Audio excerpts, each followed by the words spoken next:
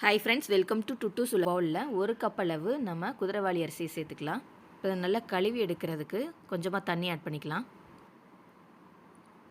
இந்த மாதிரி நல்லா களைஞ்சி எடுத்துக்கோங்க. ஒரு 2-3 டைம் பண்ணால் தான் நம்மளுக்கு கொஞ்சம் கிளியராக கிடைக்கும். ஒரு 2-3 தடவை தண்ணி விட்டு அலசி எடுத்து வச்சாச்சு. இப்போ இதில் குதிரைவாலி அரிசி மூழ்கிற அளவு தண்ணி விட்டு ஒரு 10 நிமிஷம் ஊற வச்சுக்கலாம். இப்போ பாத்திரத்தை அடுப்பில் வச்சு ஸ்டவ் ஆன் பண்ணி ஒரு 4 டீஸ்பூன் அளவு நெய் ஆட் பண்ணிக்கலாம். அதில் இந்த மாதிரி மில்லட் ரைஸ் வச்சு நம்ம மேக்ஸிமம் எது பண்ணாலும் குழந்தைங்க விருப்பப்பட்டு சாப்பிட மாட்டாங்க. ஆனால் இது வந்து நல்லா விரும்பி சாப்பிட்டாங்க. இப்போ இதில் 3 கிராம்பு, ஒரு சின்ன துண்டு பட்டை ஆட் பண்ணிக்கலாம். நெக்ஸ்ட்டு ஒரு 2 பிரியாணி லீஃப் ஆட் பண்ணிக்கலாம். இதில் ஒரு 3 பச்சை மிளகாய் இந்த மாதிரி கீரி ஆட் பண்ணிக்கோங்க. நெக்ஸ்ட்டு கேஷ்யூ வந்து ஒரு 6 உடச்சி போட்டிருக்கேன்.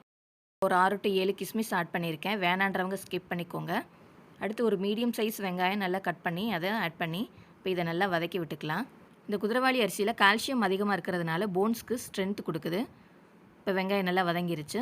இப்போ இதில் ஒரு 1/2 டீஸ்பூன் அளவு இஞ்சி பூண்டு பேஸ்ட் ஆட் பண்ணி அதையும் நல்லா பச்சை வாசனை போகிற அளவு வதக்கி விட்டுக்கோங்க. இந்த குதிரைவாலி அரிசியில் இரும்பு சத்து நிறையா இருக்கிறதுனால அனீமியா, அதாவது ரத்த சோகை பிரச்சனை இருக்கிறவங்க இந்த குதிரைவாலி அரிசியை அடிக்கடி எடுத்துக்கிட்டாங்கன்னா அவங்களுக்கு அந்த ப்ராப்ளம் சால்வ் ஆகும். நெக்ஸ்ட் இதில் ஒரு 1/4 டீஸ்பூன் அளவு சீரகம் ஆட் பண்ணிக்கலாம். சீரகம் ஆட் பண்ணிவிட்டு இதை நல்லா வதக்கி விட்டுக்கோங்க. ஒரு கைப்பிடி அளவு புதினா ஆட் பண்ணிக்கலாம். இந்த புதினாவும் நல்லா சுருளை வதங்குற அளவுக்கு வதக்கி விட்டுக்கலாம். இப்போ நல்லா வதங்கிருச்சு. இப்போ இதில் நம்ம தண்ணி எதுவும் இல்லாமல் இந்த குதிரைவாலி அரிசியை ஆட் பண்ணிக்கலாம். 1 கப் குதிரைவாலி அரிசிக்கு 3 பேர் தாராளமாக சாப்பிட்லாம். இப்போ இதில் தேவையான அளவு உப்பு ஆட் பண்ணிவிட்டு இந்த குதிரைவாலி அரிசியை வந்து நல்லா மிக்ஸ் பண்ணி விட்டுக்கலாம்.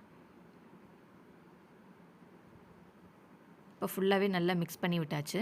இதில் 1 கப்பு நம்ம குதிரைவாலி அரிசி எடுத்துருக்கோம்னா 2 கப் அளவு தண்ணி ஆட் பண்ணிக்கலாம். இந்த ரைஸில் கலோரிஸ் கம்மியாக இருக்கனால வெயிட் லாஸ் பண்ணணும்னு நினைக்கிறவங்க கண்டிப்பாக இதை அடிக்கடி எடுத்துக்கிறது ரொம்பவே நல்லது. தண்ணி ஆட் பண்ண பின்னாடி இந்த ஓரங்களில் இருக்கிறத நல்லா இந்த மாதிரி எடுத்து விட்டுக்கலாம். இப்போ இந்த பாத்திரத்தை ஒரு மூடி போட்டு 5 நிமிஷம் மீடியம் ஃப்ளேமில் வச்சு குக் பண்ணி எடுத்துக்கலாம். இப்போ 5 நிமிஷம் கழித்து ஓப்பன் பண்ணி பார்க்கலாம். இதை நல்லா கீழே இருக்கிறது மேலேயும் மேலே இருக்கிறது கீழேயும் ஆகிற மாதிரி நல்லா மிக்ஸ் பண்ணி விட்டுக்கோங்க.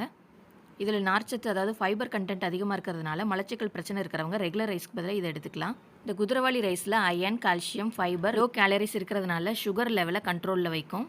திரும்ப இதை க்ளோஸ் பண்ணி வச்சிடலாம். நெக்ஸ்ட்டு ஒரு 5 நிமிஷம் கழித்து எடுத்து பார்த்தா நம்மளுக்கு கரெக்டான பக்குவத்தில் கீ ரைஸ் ரெடி ஆகிருக்கும். இந்த மாதிரி கொஞ்சமாக தண்ணி லைட்டாக இருக்கிற கண்டிஷன்லேயே நம்ம ஸ்டவ் ஆஃப் பண்ணிடலாம். இப்போ கரெக்டான பக்குவத்தில் வந்திருக்கு. இந்த ரெசிப்பியை ஒரு 10 to 15 மினிட்ஸில் நம்ம ஈஸியாக பண்ணிடலாம். இந்த மாதிரி பண்ணிங்கன்னா உதிரியாக சூப்பராக இருக்கும். இந்த ரெசிபி பிடிச்சதுன்னா லைக் பண்ணுங்கள், கமெண்ட் பண்ணுங்கள், ஷேர் பண்ணுங்கள், மறக்காமல் சப்ஸ்கிரைப் பண்ணுங்கள், பக்கத்தில் இருக்க பெல் பட்டனை கிளிக் பண்ணுங்கள். தேங்க்யூ.